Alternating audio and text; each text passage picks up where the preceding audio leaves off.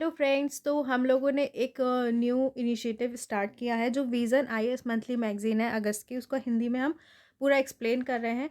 तो कल हमने फर्स्ट टॉपिक किया था, जो हमारा सेकंड टॉपिक है। लेकिन अगर आपको ये पसंद आ रहा है तो ज़्यादा से ज़्यादा फीडबैक दीजिए, ताकि मतलब मैं इसको कंटिन्यू रखूँ। अगर सब लोग देखेंगे तभी हम कंटिन्यू करेंगे, है ना। तो सेकंड टॉपिक है स्पोर्ट्स गवर्नेंस या खेल अभिशासन। ठीक है, स्पोर्ट्स गवर्नेंस। देखिए क्या होता है ना कि ये मैगज़ीन की थोड़ी लैंग्वेज टफ होती है, तो इसका फ़ायदा ये है कि कोई और एक्सप्लेन कर देगा तो आपको ज़्यादा बेहतर तरीके से समझ में आ जाएगी, और आपको खुद का थोड़ा-सा माइंड कम यूज़ करना पड़ेगा, क्योंकि खुद से पढ़ के समझना पड़ता है और कहीं कभी हमारा माइंड थोड़ा-सा कहीं और चलता है तो हम इतना नहीं समझ पाते, ये प्रॉब्लम होती है बस, ठीक है। तो देखिए सुप्रीम कोर्ट ने क्या किया। सुप्रीम कोर्ट ने जो हमारी ऑल इंडिया फुटबॉल फेडरेशन है, एआईएफएफ, के मामलों की सुनवाई करते हुए प्रशासकों की समिति सीओए को भंग कर दिया। ठीक है, जो हमारी सुप्रीम कोर्ट है उसने क्या किया, वो एआईएफ के मामलों पे सुनवाई कर रही थी। ठीक है, तो उसने जो प्रशासकों की समिति थी उसकी सीओए, उसको भंग कर दिया। ठीक है, पूरे अभी हम डिटेल जानेंगे। इसके बाद फीफा परिषद ब्यूरो ने एआईएफएफ पर लगा निलंबन हटा लिया। तो जो फीफा परिषद ब्यूरो थी उसने हमारी जो एआईएफएफ थी, ऑल इंडिया फुटबॉल फेडरेशन, उस पर प्रतिबंध लगाया था, उसका निलंबन कर दिया था। तो जब सुप्रीम कोर्ट ने जो प्रशासकों की समिति थी उसको भंग किया, तो फीफा परिषद ब्यूरो ने एआईएफएफ पर जो निलंबन लगाया हुआ था वो हटा लिया। ठीक है, अब इसमें आगे देखेंगे। प्रशासकों की समिति, ठीक है, कमिटी ऑफ एडमिनिस्ट्रेटर की नियुक्ति सुप्रीम कोर्ट ने की थी। अब देखिए सीओए की यहाँ पर नियुक्ति किसने की थी, सुप्रीम कोर्ट ने की थी, और उसी ने इसको भंग कर दिया। इस समिति का कार्य एआईएफएफ के मामलों का प्रबंधन करना। तो इसने समिति सुप्रीम कोर्ट ने क्यों बनाई थी कि ये जो है, जो एआईएफएफ के मामले हैं उसका मैनेजमेंट करे, साथ ही इसे राष्ट्रीय खेल संहिता एवं आदर्श दिशा निर्देश के अनुरूप एआईएफ के संविधान का निर्माण करने का कार्य सौंपा गया।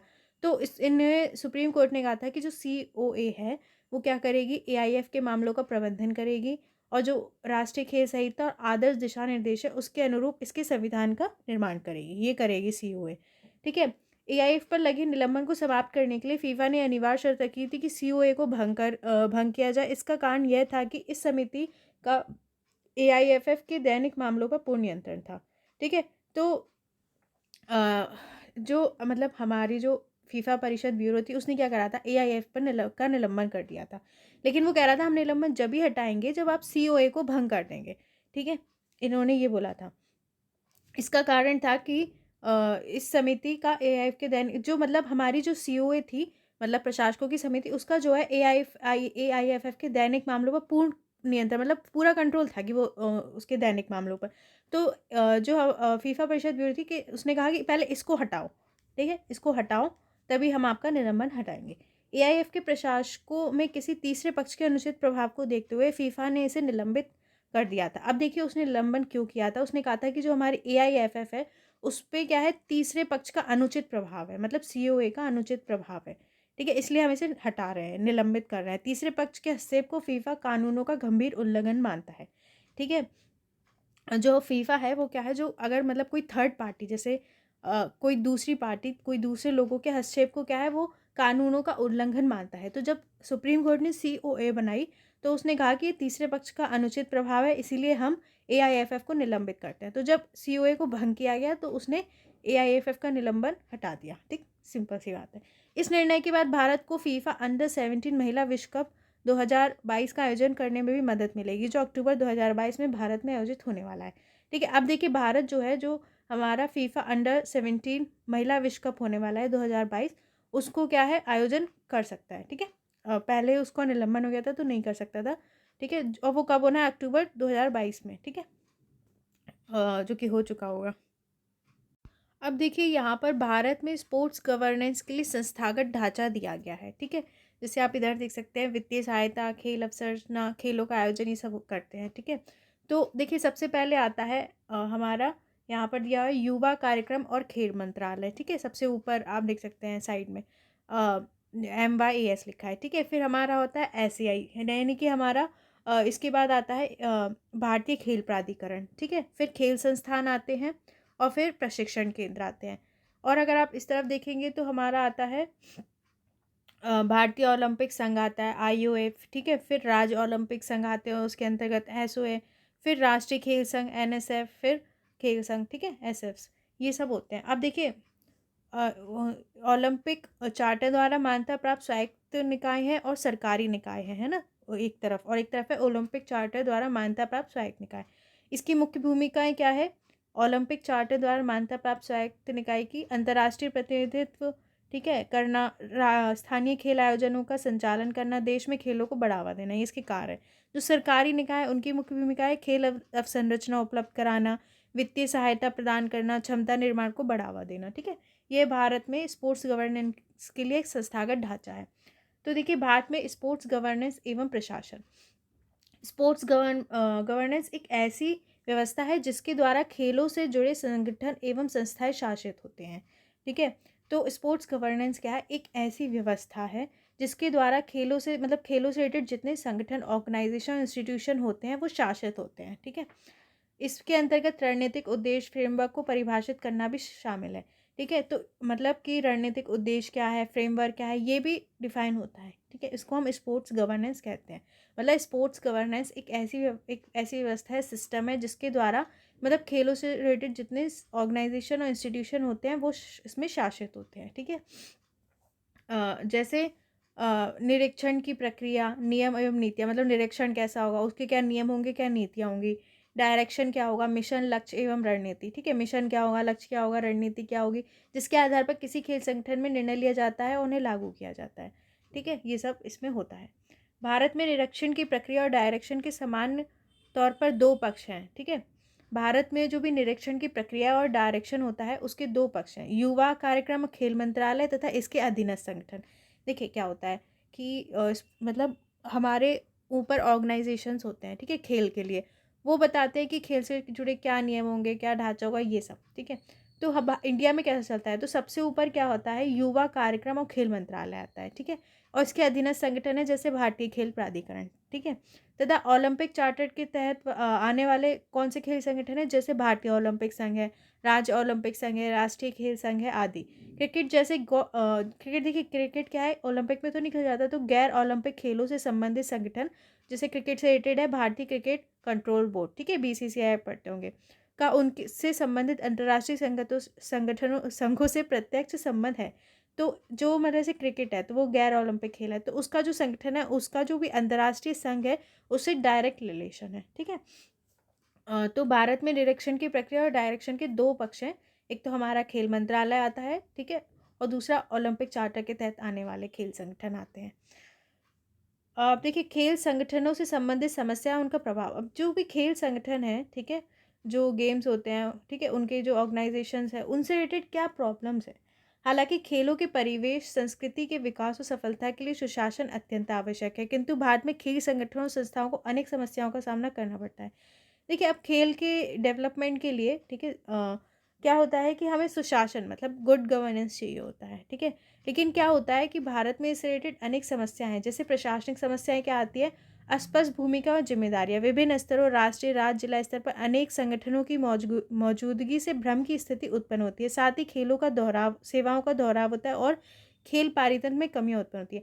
अब देखिए क्या होता है ना कि अगर बहुत सारे संगठन हैं, ठीक है, अलग अलग लेवल पे, ठीक है, तो क्या होगा कि ये नहीं पता चलेगा ना कि हमें किसको फॉलो करना है, तो एक भ्रम की स्थिति हो जाती है, ठीक है। सेवाओं का दोहराव होता है और खेल पारितन में कमियां उत्पन्न होती हैं। पहली बात क्या है, अस्पष्ट भूमिकाएं और जिम्मेदारियां हैं, ठीक है, बहुत अलग अलग स्तर पर संगठन है जिससे भ्रम की स्थिति होती है।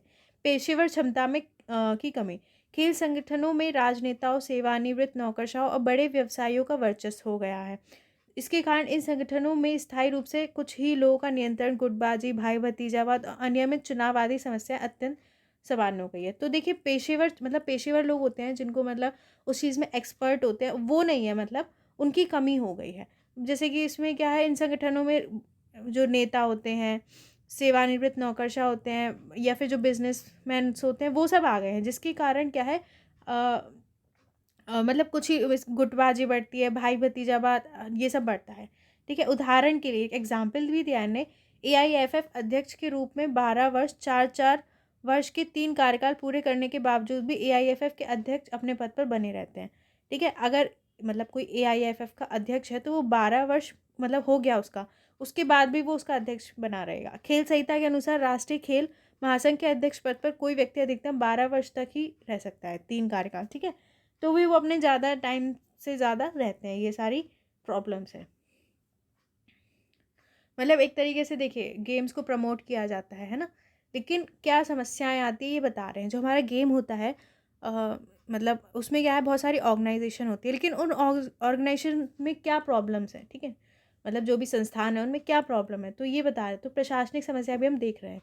गवर्नेंस और प्रबंधन के अंतर के कारण इनमें से एक के साथ अवांछित समझौता होता है, ठीक है। गवर्नेंस क्या करना है और मैनेजमेंट क्या करना है, इसमें अंतर के कारण क्या होता है, एक अवांछित समझौता होता है।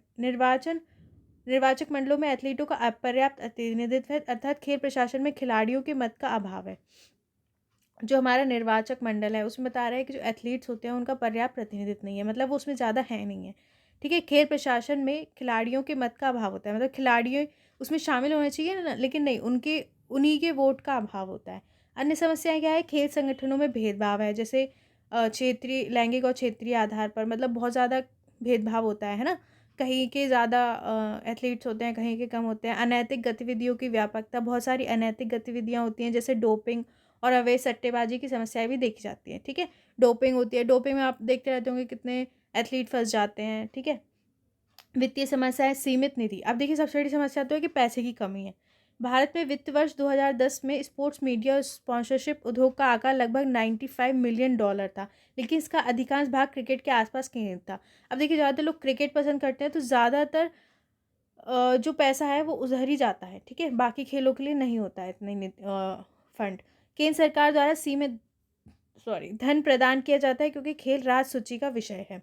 राज्य सूची की प्रविष्टि संख्या 33 में खेल आता है। इसके अतिरिक्त वित्तीय अनियमितताएं वित्तीय समस्याओं को और अधिक बढ़ा देती है। अब देखिए केंद्र सरकार जो है कम धन देती है, क्यों, क्योंकि देखिए 3 सूची होती है, राज्य सूची, ठीक है, समवर्ती सूची और केंद्र सूची। तो खेल जो है वो राज्य सूची का विषय है, मतलब उनका विषय है राज्यों का, तो उसकी प्रविष्टि संख्या 33 में आता है। इसके कारण क्या है, पैसों की कमी हो जाती है। सहयोग और समन्वय से संबंधित समस्या है। अब देखिए कुछ सहयोग और समन्वय में समस्या आती है। गवर्नेंस संबंधी संरचना, कुछ खेलों जैसे क्रिकेट, हॉकी, बैडमिंटन, कबड्डी आदि को छोड़ दिया जाए तो भारत में खेल संघों और खेल आयोजनों की कोई स्पष्ट और कार्यात्मक संरचना नहीं है। मतलब ये बोल रहे हैं कि कुछ खेलों को छोड़ दें तो कब खेल का आयोजन होना है, क्या होना है, इसकी कोई स्पष्ट संरचना नहीं है, ठीक है। उदाहरण के लिए दिल्ली उच्च न्यायालय ने टेबल टेनिस से जुड़े दिन प्रतिदिन के मामलों को देखने के लिए एक सीओए का गठन किया है, क्योंकि table tennis federation of India का प्रबंधन करने वाली कोई संस्था नहीं है।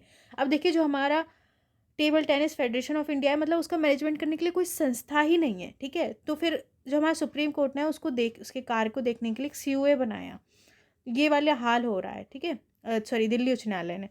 तो ये वाली चीज़ें आ रही हैं, है ना।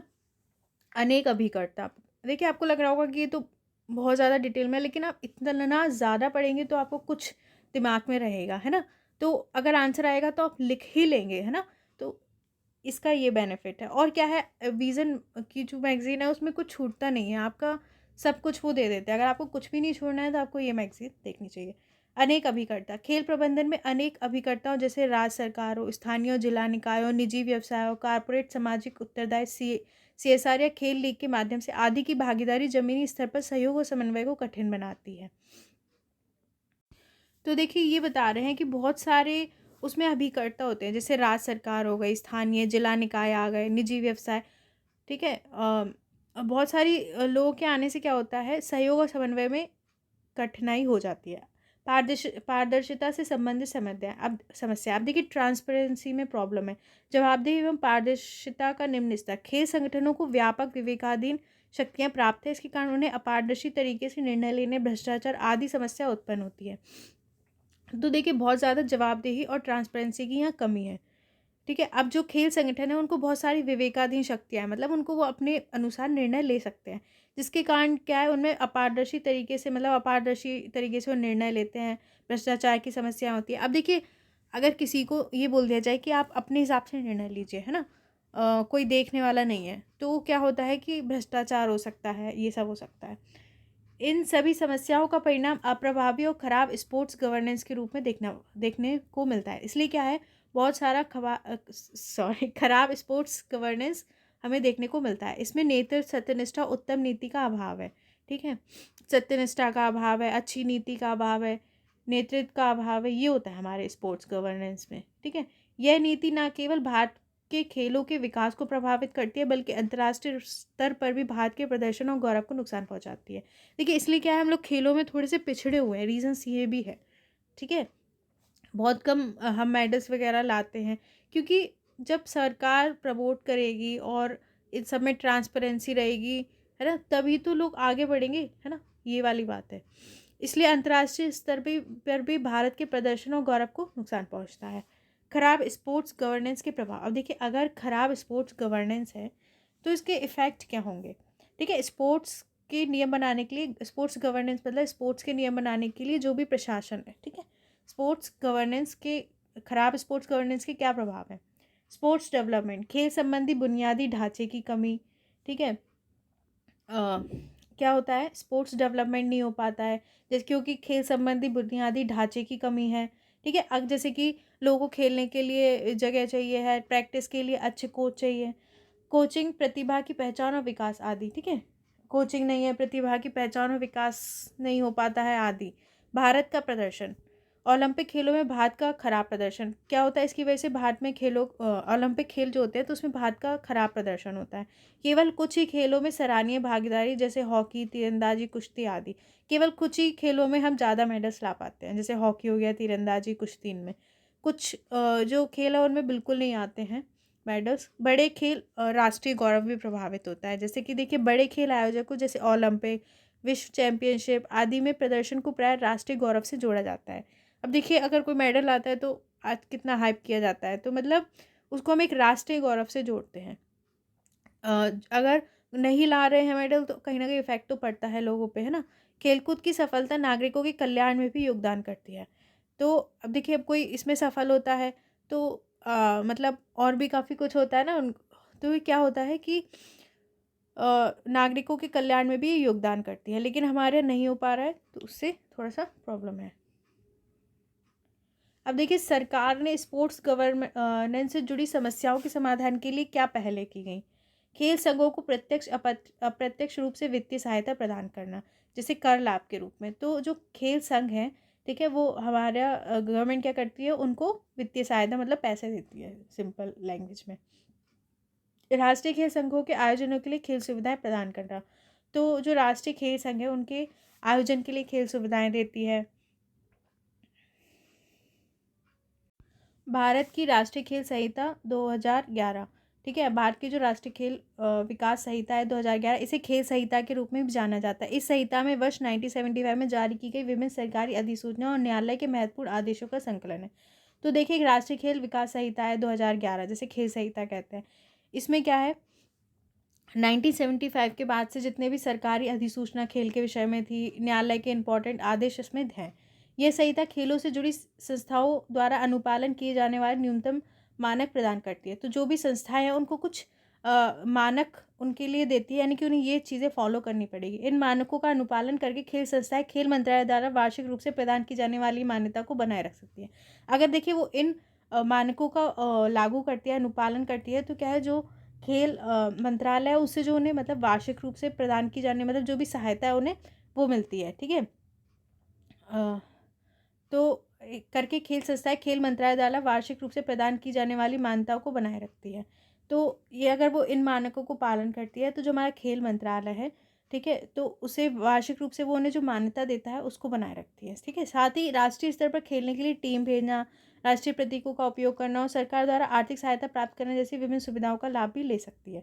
तो अगर वो इनको फॉलो करती है, ठीक है, राष्ट्रीय खेल संहिता को, तो वो क्या है, ये सारे कार्य कर सकती है। राष्ट्रीय स्तर पर खेलने के लिए टीम भेज सकती है, राष्ट्रीय प्रतीकों का उपयोग करना, सरकार द्वारा आर्थिक सहायता प्राप्त करना, ये सारे काम लाभ ले सकती है।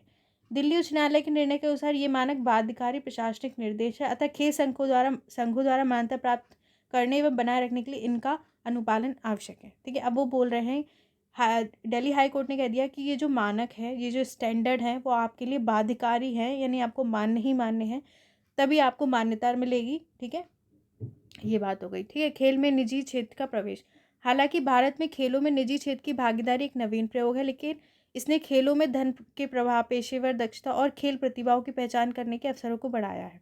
ठीक है, अब देख रहे हैं निजी क्षेत्र को, प्राइवेट जो सेक्टर है उसको मतलब इस खेलों में ला रहे हैं। इससे क्या होगा कि धन का मतलब मनी आएगी, है ना, और खेल प्रतिभाओं को पहचानने के अवसर बढ़ेंगे, ये सब होगा। इसके द्वारा ही खेलों में निजी क्षेत्र का प्रवेश कई समस्याओं का कारण भी बना है, जैसे केवल लाभ से प्रेरित होना, हितों का टकराव, अवैध सट्टेबाजी आदि। अब देखिए, लेकिन कुछ प्रॉब्लम्स भी होती है निजी क्षेत्र आने से। जैसे क्या होता है कि ये लोग अपने बेनिफिट के लिए ही काम करते हैं, ठीक है, सट्टेबाजी ज़्यादा होती है। ये समस्या खेलों खिलाड़ियों की स्वच्छता को प्रभावित कर रही है। उदाहरण के लिए चेन्नई सुपर किंग और राजस्थान रॉयल के मालिक खिलाड़ियों के साथ मिलकर अवैध सट्टेबाजी में लिप्त पाए गए, ठीक है। अब देखिए यहाँ पे सट्टेबाजी का काम पाया गया। IPL जो होता है उसकी बात हो रही है यहाँ। खेल संहिता नेशनल स्पोर्ट्स फेडरेशन के लिए प्रमुख आवश्यकताएं क्या है? कानूनी स्थिति, ये साझेदारी फर्म के स्वामित्व की बजाय स्वैच्छिक रूप से पंजीकृत निकाय होना चाहिए। तो जो हमारा नेशनल स्पोर्ट्स फेडरेशन है, इसके लिए प्रमुख आवश्यकताएं ने बताइए। कानूनी स्थिति में बताया कि इसे स्वैच्छिक रूप से पंजीकृत निकाय होना चाहिए। दर्जा और मान्यता, इसे मुख्य खेलों के लिए सर्वोच्च निकाय होना चाहिए, ठीक है। नेशनल स्पोर्ट्स फेडरेशन को इसे सर्वोच्च निकाय होना चाहिए। साथ ही इसे अंतर्राष्ट्रीय एवं एशियाई फेडरेशन और आयोग से मान्यता प्राप्त होना चाहिए, ठीक है। इसको मान्यता मिलनी चाहिए इन सबसे। आंतरिक आवश्यकताएं, लिखित संविधान होना चाहिए, 3 वर्षों से अस्तित्व में होना चाहिए तथा कम से कम 2/3 राज्यों केंद्र शासित प्रदेशों से संबद्ध इकाइयाँ हो, ठीक है। इनका एक बोल रहा है कि खुद का संविधान होना चाहिए। चुनाव निष्पक्ष, पारदर्शी और लोकतांत्रिक रूप से चुनाव होने चाहिए, ठीक है। ऑब्वियसली चुनाव तो हमारे ट्रांसपेरेंसी से होने चाहिए। आयु और कार्यकाल की सीमा, सभी पदाधिकारियों के लिए अधिकतम 70 वर्ष निर्धारित की जानी चाहिए। इसके अलावा पदाधिकारियों के कार्यकाल का विनियमन सुनिश्चित किया जाना चाहिए। उदाहरण के लिए अध्यक्ष के लिए अवकाश लेने और ना लेने पर भी 12 वर्षों का कार्यकाल, ठीक है। ये बोल रहे हैं एज 70 होना चाहिए और इनका सब कुछ निर्धारित होना चाहिए कि क्या होगा इनका कार्यकाल वगैरह, ठीक है। आप ये बोला अध्यक्ष चाहे अवकाश ले चाहे ना ले, उसका 12 वर्षों का कार्यकाल होना चाहिए। खिलाड़ियों का प्रतिनिधित्व, संगठन में प्रमुख खिलाड़ियों को सदस्यों के रूप में शामिल किया जाना चाहिए, ठीक है। जैसे ये जो संगठन है खेल नेशनल स्पोर्ट्स फेडरेशन, उसमें क्या है, खिलाड़ियों को भी शामिल किया चाहिए, ठीक है, सदस्य के रूप में। कार्यालय और लेखा, दिल्ली में इसका एक कार्यालय होना चाहिए। साथ ही सभी वार्षिक वित्तीय विवरणों का उचित लेखा जोखा बनाए रखा जाना चाहिए, ठीक है। ये बोला है दिल्ली में इसका एक कार्यालय होना चाहिए, ऑफिस होना चाहिए, और जितने भी इनके वार्षिक वित्तीय विवरण है, ठीक है, अकाउंट्स, उनका उचित लेखा जोखा रखना चाहिए। अन्य निष्पक्ष और पारदर्शी चयन प्रक्रिया होनी चाहिए। सभी खिलाड़ियों का नियमित डोपिंग टेस्ट किया जाना चाहिए। आयु संबंधी धोखाधड़ी को रोका जाना चाहिए। RTI का पालन किया जाना चाहिए। अभी बोला है कि ट्रांसपेरेंसी होनी चाहिए चयन में, ठीक है।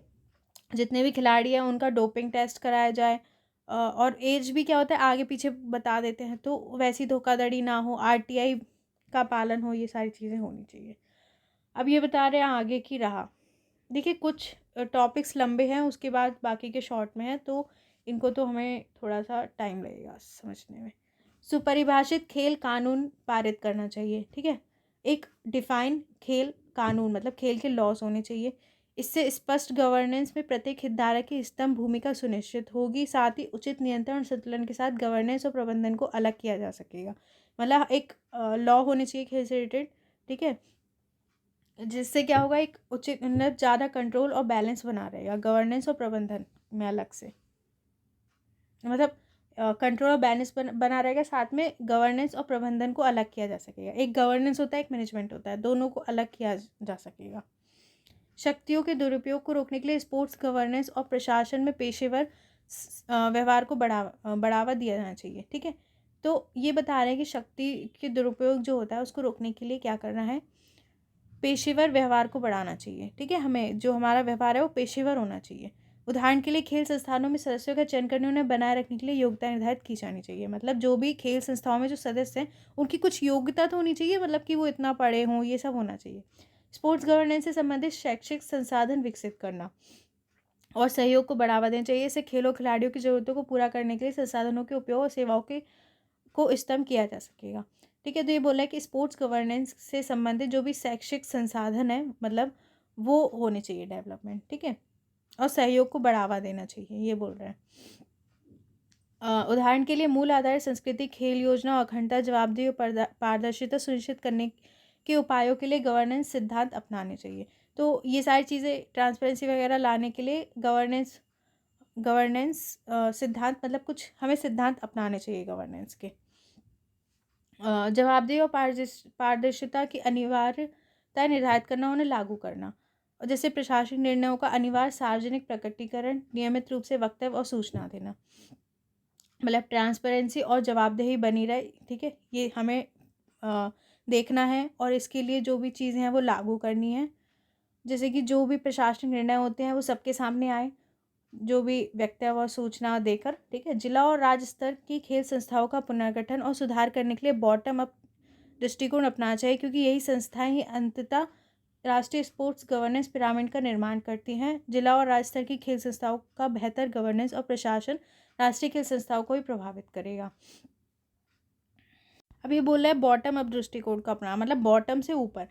तो ये बोल रहा है जिला और राज्य स्तर की जो खेल संस्था होती है, मतलब नीचे की, उनको उनमें सुधार करना चाहिए, ठीक है, क्योंकि ये वाली जो संस्थाएं हैं वो ही अंततः एक स्पोर्ट्स गवर्नेंस पिरामिड का निर्माण करती हैं। मतलब नीचे तो जिला और राज्य स्तर की खेल संस्थाएं होती है, तो हमें उनमें सुधार करना चाहिए। जिला और राज्य स्तर की खेल संस्थाओं का बेहतर, मतलब जो भी जिला और राज्य स्तर की खेल संस्था है उनका बेहतर गवर्नेंस करना चाहिए, ठीक है। ये सब करना चाहिए। भारत में स्पोर्ट्स इकोसिस्टम,